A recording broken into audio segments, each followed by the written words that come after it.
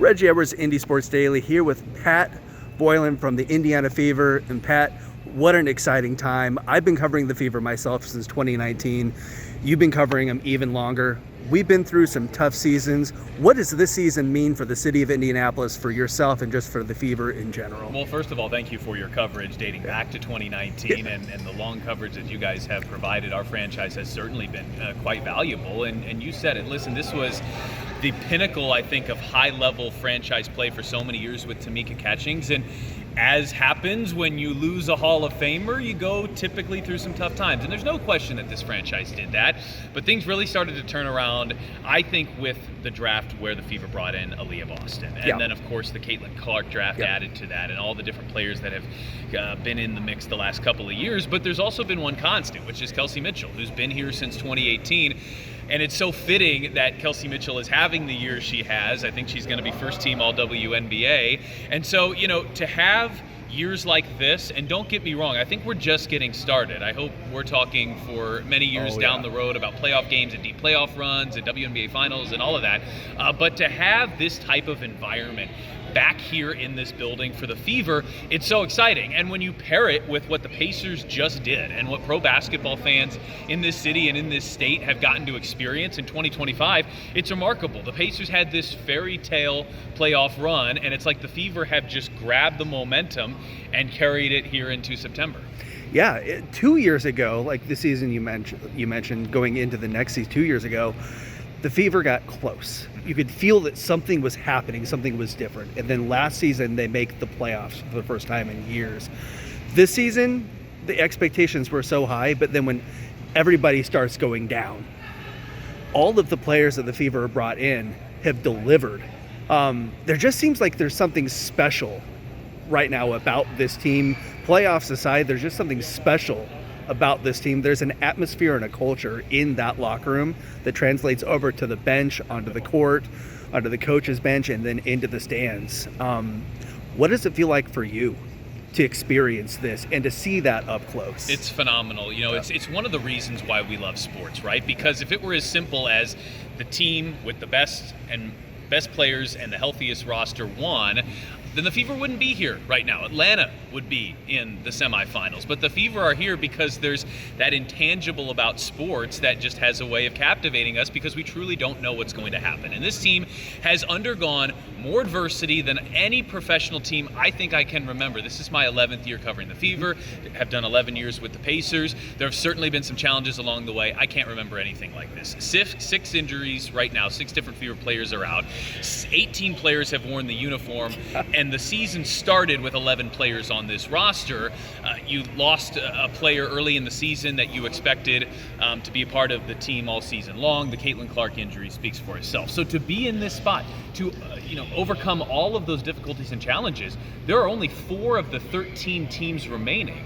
And one of them is this team, which by the book, on paper, probably shouldn't be here, but it's why we love sports, and it's the resiliency this team has shown. And when you talk about the injuries, the first thing I think of is the front office, because every time Kelly Krauskopf and Amber Cox have brought a player in mid-season, it's felt like that player's been here all season long. And that's really, really difficult to accomplish. Bringing in somebody to a team where they didn't get the opportunity to practice with, to go through training camp with, all of a sudden that player has to jump in and be productive right away. And down the line, Ari McDonald, Ariel Powers, Odyssey Sims, there's so many that have stepped right in and been impactful right away. That's not easy to do, and to spotlight and pinpoint that type of player is really challenging as well, and I think the front office has knocked it out of the park in that regard. And I feel like that's why Amber and Kelly brought in players like Sydney and Sophie, and then signed players like Ari, Chloe, because of the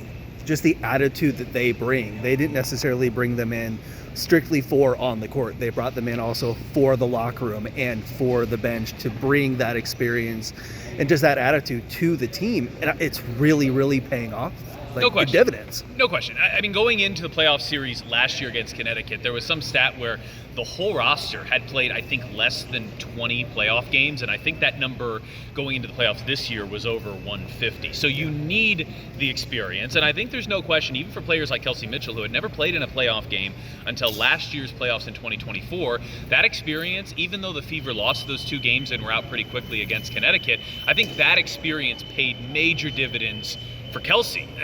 Even though last year's playoffs didn't go the way you would have wanted, they still were able to take some things from it that they were able to apply to this year's playoffs. And the other thing I think is just so true is a team needs a lot of different types of people and personalities along the way. Sophie Cunningham's a firecracker. Sydney Colson is kind of a combination of a hilarious comedian firecracker on one hand, but on the other hand, she has the ability to get serious and be really serious and to be, the type of leader that the Fever need in that moment. You've got a lot of different styles on this team, which I think is really, really important as well. Yeah. And then obviously tickets on sale now for round 2, which starts on Sunday in Las Vegas. These Fever fans travel, so there's no doubt in my mind that arena in Vegas is going to be packed with Fever fans.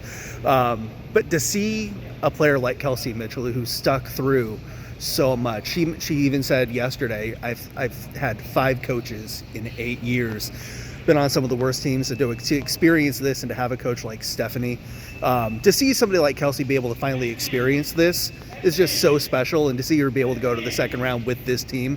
It's just something special about this right now. I think my heart has grown like 3 sizes in the last few months just watching Kelsey Mitchell get to experience this, because she's so deserving of it. Yes. There were so many years where Kelsey was putting up great numbers and great seasons, but the Fever didn't have a great record. They weren't in the playoffs, and she didn't get the recognition that she deserves. And now she's starting to get that. You're starting to see on a national scale, people are talking about Kelsey Mitchell, deservedly so, among the best players in the WNBA.